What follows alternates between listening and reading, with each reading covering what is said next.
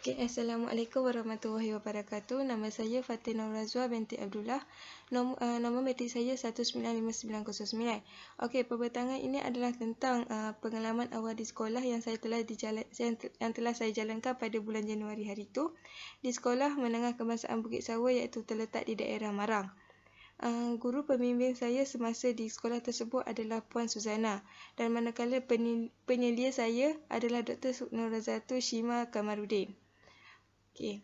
Untuk yang pertama adalah saya akan terangkan tentang maklumat persekitaran sekolah. Yang pertama adalah sejarah sekolah. Sejarah Sekolah Menengah Kebangsaan Bukit Sawa mula dibina pada tahun 1969 di atas sebidang tanah yang pernah dijadikan kawasan percubaan pertanian oleh pemerintahan Jepun. Di dalam kawasan tersebut terdapat beberapa buah rumah kediaman pegawai-pegawai tentera Jepun. Bangunan pertama bagi Sekolah Menengah Bukit Sawa yang dibina pada tahun 1946 adalah bersebelahan dengan Sekolah Menengah Bukit Sawa sekarang. Haji Muda bin Abdul Rahman yang berjawatan Penghulu Mukim Bukit Payung ketika itu merupakan pengasas utama pembinaan Sekolah Menengah Bukit Sawa. Sekolah Menengah Bukit Sawa mula beroperasi pada tahun 1970 dan diberi taraf sekolah grade B yang memulakan sesi persekolahan dengan kapasiti murid tingkatan 1 selama 70 orang. Okey, lokasi sekolah ini adalah terletak di kampung Bukit Sawa, Marang, Bukit Payung. Sekolah tersebut berada di hadapan jalan utama ke arah Kuala Berang. Okey, visi utama bagi Sekolah Menengah Kebangsaan Bukit Payung adalah pendidikan berkualiti, insan terdiri, negara sejahtera. Manakala misinya pula adalah melestarikan sistem pendidikan yang berkualiti untuk membangunkan potensi individu bagi memenuhi aspirasi negara. Manakala untuk infrastruktur sekolah, bagi bidang sains rumah tangga dan reka bentuk teknologi iaitu RBT, terdapat beberapa infrastruktur yang telah disediakan untuk pelajar. Antaranya adalah bilik masakan, bilik jahitan, bengkel kayu dan logam, bengkel elektrik dan elektronik, bengkel paip dan enjin, dan manakala untuk bilik jahitan, dia mempunyai beberapa peralatan berjahit iaitu mesin menjahit. Ini merupakan infrastruktur sekitar sekolah. Yang pertama, gambar pertama adalah adalah tempat perhimpunan pagi. Manakala gambar kedua adalah surau. Gambar ketiga adalah klinik matematik. Dan yang keempat adalah perpustakaan. Yang kelima adalah dewan. Yang keenam makmal komputer.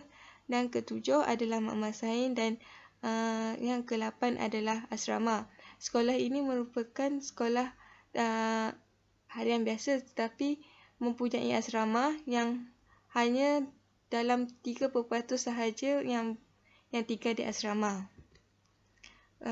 Untuk refleksi terhadap persekitaran, pengalaman dan pengurusan bilik darjah. Bagi pengalaman dan pengurusan bilik darjah, guru pembimbing saya telah mengarahkan untuk hadir ke kelas rakan sekerjanya iaitu Puan Aminah, dan juga merupakan guru RBT. Tujuan arahan ini adalah untuk melihat perbezaan dalam aktiviti pembelajaran dan pemudahcaraan di antara dua guru tersebut. Untuk kelas yang pertama adalah kelas guru pembimbing saya iaitu Puan Suzana, iaitu pada kelas pelajar tingkatan 2 Bajah. Aktiviti pembelajaran dan pemudahcaraan dijalankan selama 1 jam iaitu bermula dari 8.40 pagi hingga 9.40 pagi. Penglibatan dari pelajar 2 Bajah seramai 15 orang sahaja. Subjek yang diajar oleh Puan Suzana adalah reka bentuk teknologi iaitu RBT.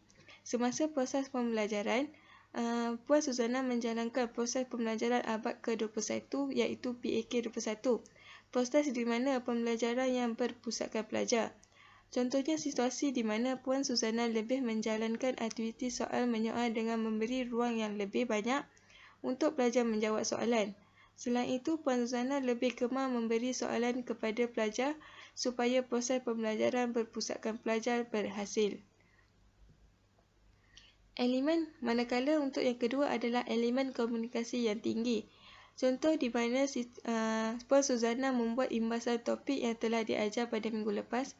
Semasa proses imbasan, Puan Suzana menggunakan kaedah pembelajaran yang menggunakan interaksi antara dua pihak. Interaksi antara dua pihak.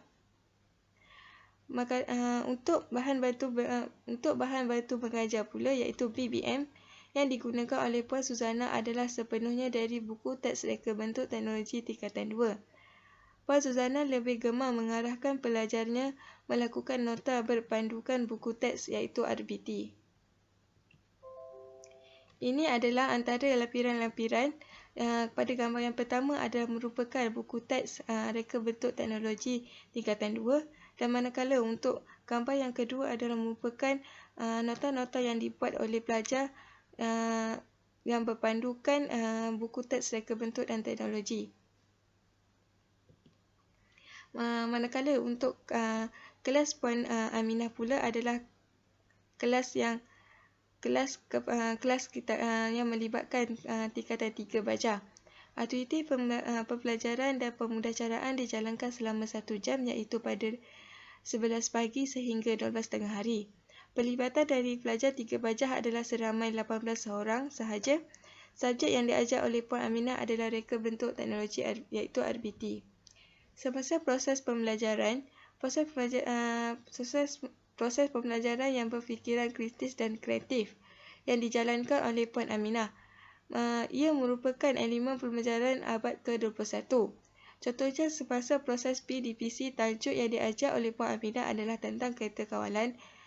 Cikgu Aminah membawa contoh model kereta kawalan kepada pelajar supaya pelajar lebih faham dan dapat berfikiran lebih kreatif tentang model kereta tersebut. Yang kedua pula, situasi di mana Puan Aminah juga menjalankan proses pembelajaran berpusatkan pelajar. Situasi di mana sebelum pembelajaran dimulakan, Cikgu Aminah mengimbaskan kembali tajuk-tajuk yang diajar olehnya pada minggu lepas dengan menyuruh pelajarnya menerangkan tentang tajuk pada minggu lepas. Manakala untuk alat bantu mengajar, ABM yang digunakan oleh Puan Aminah adalah menggunakan laptop dan projektor. Memberi contoh visual yang bergerak, maka ia akan memudahkan pelajar untuk faham tentang sesuatu tajuk.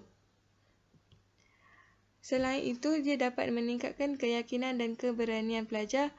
Proses di mana Puan Aminah lebih gemar menyuruh pelajarnya untuk menulis dan menjawab soalan kebat atau soalan yang memerlukan pemikiran yang kreatif di hadapan kelas. Dengan cara ini, dia dapat meningkatkan keyakinan pelajar untuk menjawab lebih banyak soalan yang ditanya oleh guru-gurunya. Ini merupakan lampiran semasa proses pembelajaran oleh Puan Aminah. Kalau kita tengok, gambar yang pertama adalah Puan Aminah menerangkan pembelajarannya melalui projektor. Dan yang gambar kedua adalah dia lebih gemar untuk menyuruh pelajar-pelajarnya menjawab soalan di hadapan supaya keyakinan pelajar dapat ditingkatkan lagi. Untuk kekuatan dan kelemahan, kekuatannya adalah yang pertama, guru dan pelajar mempunyai hubungan komunikasi yang baik. Yang kedua adalah penerangan dan contoh yang diberi adalah sangat mudah untuk difahami oleh pelajar. Dan yang ketiga adalah aktiviti soal menyoal dijalankan boleh meningkatkan pemikiran yang kreatif oleh pelajar. Untuk kelemahan pula adalah ruang bagi menjalankan kelas adalah terlalu sempit, menyebabkan pada satu meja itu mempunyai kapasiti pelajar yang sangat ramai. Jadi apabila dia duduk di dalam kapasiti yang ramai, menyebabkan pelajar-pelajar akan hilang fokus. Untuk refleksi terhadap aktiviti kokurikulum pula, selama keberadaan saya di sekolah tersebut, aktiviti kokurikulum pada hari Selasa hanyalah dilangsungkan sekali sahaja. Ini kerana faktor cuti awam serta program-program lain yang dianjurkan disebabkan aktiviti kokurikulum terpaksa dibatalkan. Unit beruniform yang saya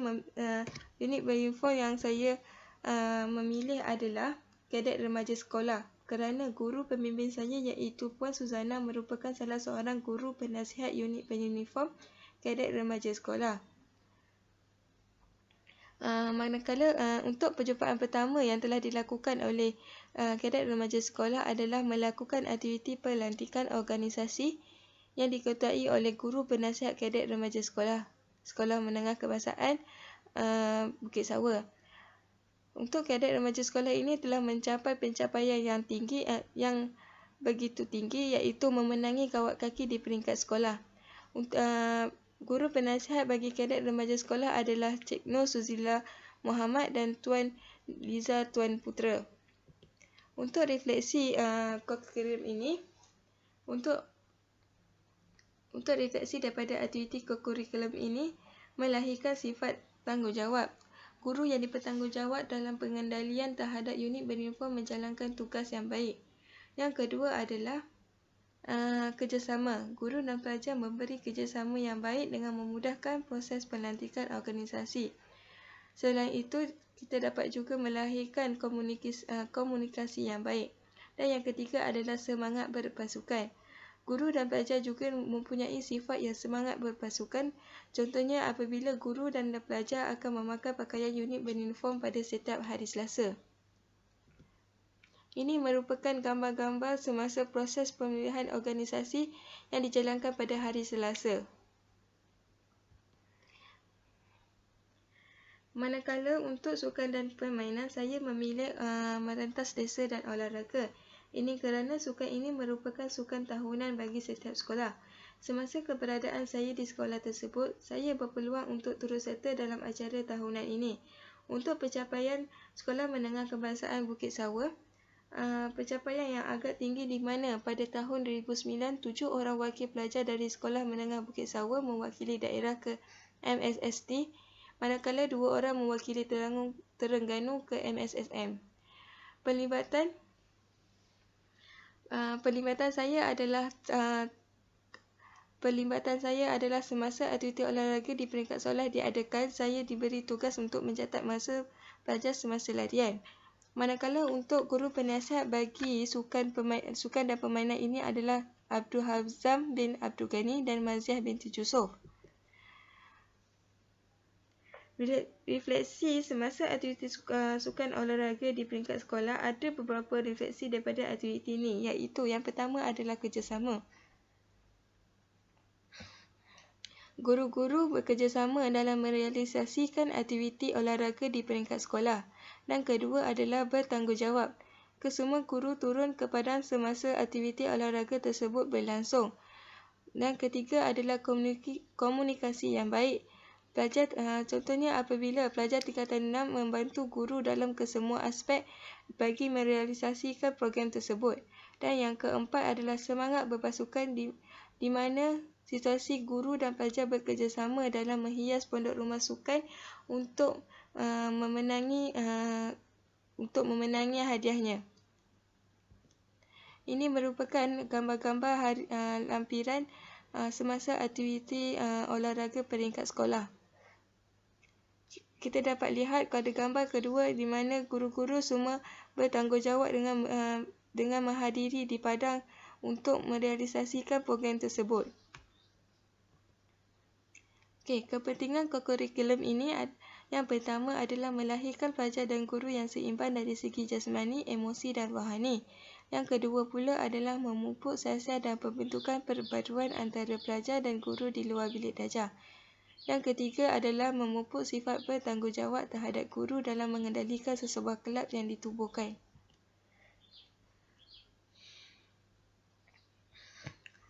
Untuk refleksi terhadap budaya sekolah adalah yang pertama, budaya sekolah adalah budaya perhimpunan pagi.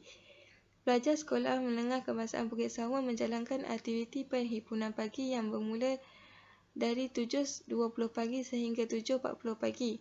Pengisian bagi perhimpunan pagi ialah membaca Al-Quran, doa duha dan bacaan Asmaul Husna. Ini menunjukkan mereka juga mementingkan terhadap ilmu kerohanian. Tetapi bacaan Al-Quran, pelajar tidak memegang Al-Quran. Mereka hanya mendengar bacaan yang dibaca oleh pelajar sahaja. Untuk penambahbaikan bagi budaya ini adalah guru disiplin mahupun pihak tertentu mestilah mewajibkan pelajar untuk membawa Al-Quran ke perhimpunan pagi supaya bacaan yang dibaca oleh pengawas lagi mudah difahami dan senang untuk dibaca. Manakala untuk budaya yang kedua ialah budaya solat berjemaah. Melalui solat berjemaah ini juga dapat mengeratkan silaturahim antara guru dan pelajar. Budaya ini juga dapat melatih pelajar untuk menepati waktu kerana sekiranya mereka lewat, maka mereka tidak sempat untuk bersolat jemaah yang diketuai oleh guru mereka. Untuk penambahbaikan budaya ini adalah guru perlulah melatih pelajar untuk mengetuai solat zuhur secara tidak langsung. Ia dapat melahirkan pelajar yang bertanggungjawab dalam merealisasikan solat zuhur secara berjemaah. Untuk refleksi terhadap budaya kerja pula adalah yang pertama adalah budaya pembahagian tugas. Semasa keberadaan saya di sana, saya terlibat secara langsung dengan pelbagai mesyuarat. Setiap di Sekolah Menengah Kebangsaan Bukit Sawa menjalankan pelbagai aktiviti. Setiap aktiviti yang dianjurkan oleh sekolah akan diadakan mesyuarat. Tujuan mesyuarat adalah untuk menerangkan dan membahagikan kerja guru-guru untuk merealisasikan program tersebut. Semua guru menjalankan tugas-tugas mereka mengikut arahan supaya program tersebut dapat dijalankan. Budaya ini merupakan budaya yang bagus. Di samping melahirkan guru yang bertanggungjawab terhadap tugasnya, malahan melahirkan sifat kerjasama antara guru-guru dalam menjalankan tugas yang diarahkan. Sebagai contoh, guru pembimbing saya iaitu Cikgu Suzana ditugaskan menyediakan makanan untuk VIP sempena mesyuarat PIBG. Cikgu Suzana dan guru lain bekerjasama dalam menyediakan makanan untuk VIP tersebut. Untuk budaya kerja yang kedua adalah budaya menepati masa. Guru di Sekolah Menengah Kebangsaan Bukit Sawa sentiasa menepati masa untuk ke kelas. Mereka akan gerak ke kelas lebih awal 5 minit. Contohnya, sekiranya kelas subjek tersebut mula pada jam 10 pagi, maka guru tersebut akan mula bergerak dari bilik guru pada jam 9.55 pagi. Kalau kita lihat di dalam gambar tersebut, kawasan bilik guru lengang kerana guru-guru hadir ke kelas dengan tepat pada masanya. Masa bagi seorang guru adalah sangat penting kerana dengan masa yang diberi itu beliau akan menggunakan sebaik mungkin untuk mengajar anak murid mereka. Melihat kepada profesi seorang guru, waktu merupakan antara etika utama yang patut dipatuhi. Rumusan bagi melaksanakan kursus FCE 3804 iaitu pengalaman awal di sekolah, dia memberi impak positif kepada diri saya dengan memberi lebih pencerahan dalam mengharungi cabaran pada alam pekerjaan sebagai seorang guru. Selain itu, melalui kursus ini juga dapat mengajar saya untuk berdepan dengan lebih ramai orang secara tidak langsung. Ia menaikkan keyakinan diri saya untuk berdepan dengan lebih ramai orang. Seterusnya, saya dapat menambah ilmu pengetahuan ketika berada di sekolah tersebut. Guru-guru banyak memberi tunjuk ajar dan info mengenai pengurusan sekolah. Secara rumusnya, saya dapat mengesan teknik PMP yang semakin berkembang. Semua elemen dalam pembelajaran abad ke-21 ini terkandung dalam Plan Pembangunan Pendidikan Malaysia 2013 hingga 2025. Keberkesanan pendidikan abad ke-21 ini bukan sekadar tertumpu kepada prasarana dan susun atau bilik darjah, tetapi keutamanya adalah menjayakan aktiviti PMP yang berpusatkan murid. Guru menjadi pemudah cara kepada murid dalam sesuatu aktiviti di dalam kelas. Oleh itu, sebagai bakal pendidik mestilah mempersiapkan diri dengan pelbagai maklumat dan pengalaman untuk merealisasikan PMP yang berkesan. Itu sahaja daripada saya. Terima kasih.